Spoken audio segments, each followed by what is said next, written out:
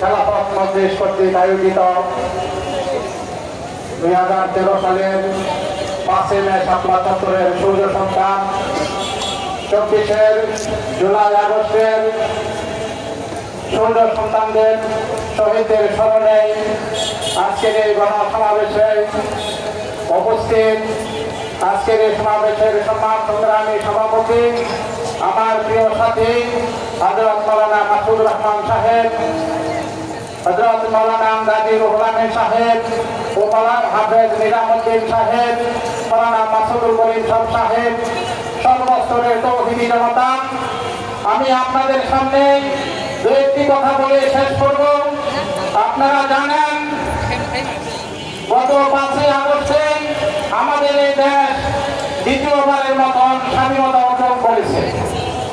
5 আগস্টের আগে আমরা কি দেখলাম যে ঐতিহাসিক শাপলা চত্বরে প্রায় 5 লক্ষাধিক তৌহিদি জনতা ইমানি দাবি নিয়ে একত্রিত হয়েছিল, কিন্তু এই স্বৈরাচারী সরকার পেটুয়া বাহিনীদেরকে নিয়ে এই নিরস্ত্র আলেম ওলামাদের উপর নির্বিচারে গণহত্যা চালিয়েছিল।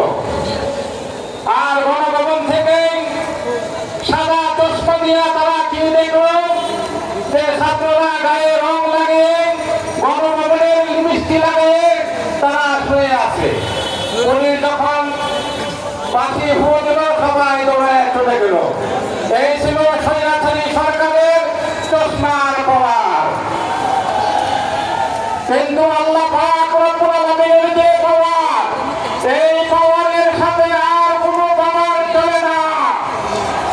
জানেন বাদশাহ আব্রাহা বাদশাহ হস্তি বাহিনীদেরকে নিয়ে কাবাঘরকে ধ্বংস করিতে চেয়েছিল, কিন্তু আল্লাহ পাক রব্বুল আলামিন ক্ষুদ্র ক্ষুদ্র আবাবিল পাখিদেরকে দিয়ে খানায় কাবাকে আল্লাহ পাক রব্বুল আলামিন রক্ষা করলেন এবং হস্তি বাহিনীদেরকে ধ্বংস করে দিলেন। এই দেশ ওলি আল্লাহর দেশ, এই দেশ আলেম ওলামাদের দেশ, এই দেশ শাইখুল হাদিস আল্লামা আজিজুল হকের দেশ।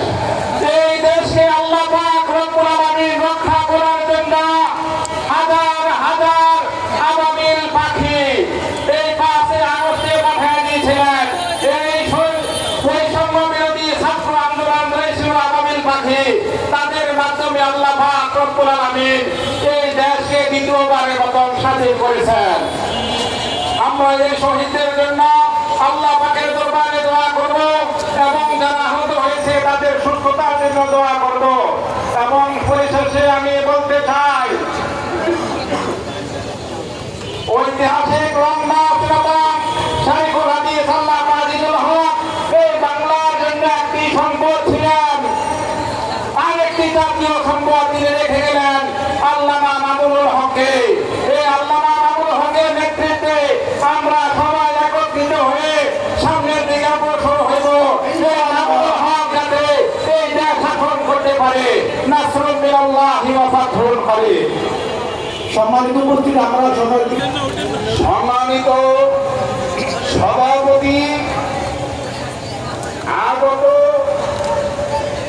আলেম ওলামা এবং বাংলাদেশ খেলাফত মজলিসের বিভিন্ন শাখার দায়িত্বশীল বৃন্দ, আমি আপনাদের সংগ্রামী অভিনন্দন